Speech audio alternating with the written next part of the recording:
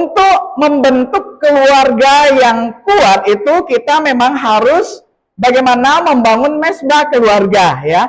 Nah, jadi kita akan membicarakan khusus bagaimana mesbah keluarga ini akan menjadi suatu dampak, akan menjadi suatu apa namanya ya, kalau boleh dikatakan produk yang sangat bagus bagi kehidupan berkeluarga dan tentunya akan mempengaruhi gereja. Nah, sebelum kita merenungkan lebih jauh lagi, saya ingin membaca, kita membaca bersama-sama ya dari Ulangan 6 ayat 4 sampai 9. Kita boleh membaca bersama-sama ayat ini karena tidak terlalu panjang ya. Boleh membaca dari Alkitab Bapak Ibu sendiri atau dari screen yang sudah saya sediakan ya. Nah, kita boleh membaca bersama-sama. Kalau di ujung masih bisa membaca puji Tuhan, artinya matanya masih sehat gitu ya. Tapi kalau mau baca dari Alkitab sendiri boleh ya. Ulangan 6 ayat 4 hingga ayatnya yang ke-9. Mari kita membaca 1, 2, 3. Dengarlah, hai orang Israel, Tuhan Allah Esa, kasihilah Tuhan Allahmu dengan segenap hatimu, dan dengan segenap jiwamu, dan dengan segenap kekuatanmu. Apa yang kuperintahkan kepadamu pada hari ini, haruslah engkau perhatikan. Haruslah engkau mengajarkannya berulang-ulang kepada anak-anakmu, dan membicarakannya apabila engkau duduk di rumahmu, apabila engkau sedang dalam perjalanan, apabila engkau berbaring, dan apabila engkau bangun. Haruslah juga engkau mengikatkannya sebagai tanda pada tanganmu, dan haruslah itu menjadi lambang di dahimu, dan haruslah engkau menuliskannya pada tiang pintu rumahmu, dan pada pintu gerbangmu. Saya bacakan satu bagian lagi dari Efesus 6. Ini saya akan bacakan untuk Bapak Ibu sekalian. Efesus 6 ayat 1 sampai 4. Hai anak-anak, taatilah orang tuamu di dalam Tuhan, karena haruslah demikian. Hormatilah ayahmu dan ibumu.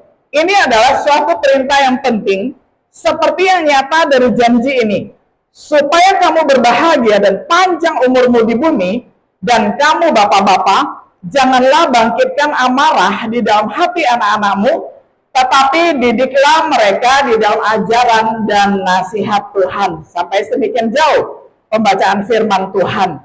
Bapak, Ibu, dan saudaraku yang dikasihi oleh Tuhan, di dunia ini banyak sekali kisah tentang keluarga. Ada kisah orang tua yang mendidik anaknya di dalam Tuhan. Dia menghasilkan anak-anak yang produktif, yang baik, yang berguna, bukan saja hanya bagi keluarga dan gereja, tapi juga bagi bangsanya. Tetapi ada juga kisah orang tua yang salah mendidik anak-anaknya, sehingga sering sekali predikat yang dikenakan kepada anak ini ya adalah sampah masyarakat. Itu kasihan sekali ya. Nah, tapi juga kita melihat karena orang tua gagal di dalam mendidik anak, ya baru-baru ini di televisi ya, terekam di CCTV bagaimana anak laki-laki yang sudah remaja menganiaya ibundanya sendiri ya, sampai akhirnya dia ditangkap ya, diamankan begitu. Nah, itu adalah banyak kisah. Yang saya bagikan ini hanya sedikit saja ya dari semua kisah-kisah yang ada di dunia ini. Nah, melalui Alkitab di dalam Ulangan dan Efesus yang telah kita baca bersama, kita belajar tentang peranan orang tua dan anak di dalam didikan firman Tuhan. Ya, semoga suara saya masih bisa kedengaran sampai di belakang ya. Masih aman ya Bapak Ibu ya? Oke, puji Tuhan. Kita lanjut ya. Jangan terganggu oleh suasana di luar sana. Sesuai dengan firman Tuhan, orang tua menerima perintah dari Tuhan untuk menghayati firman Tuhan. Jadi orang tua ini mengajarkan firman Tuhan berulang-ulang kepada anak-anaknya. Nah, kita melihat di Alkitab ini mengajarkan kurikulum yang sebenarnya paling unggul di dunia ini. Bapak Ibu kalau pernah mendengarkan tentang homeschooling ya, sekolah seperti di rumah begitu. Kalau di Jakarta atau di kota-kota besar, itu biaya untuk homeschooling mahal sekali. Nah, tetapi itu baru ada di Indonesia sekitar beberapa tahun saja ini ya. Padahal di Alkitab sudah tercantum terutama di dalam kitab Ulangan, itu sesungguhnya adalah ciri-ciri dari homeschooling. Bagaimana di rumah yang menjadi guru pertama bagi anak-anak itu adalah papa mama, orang tua.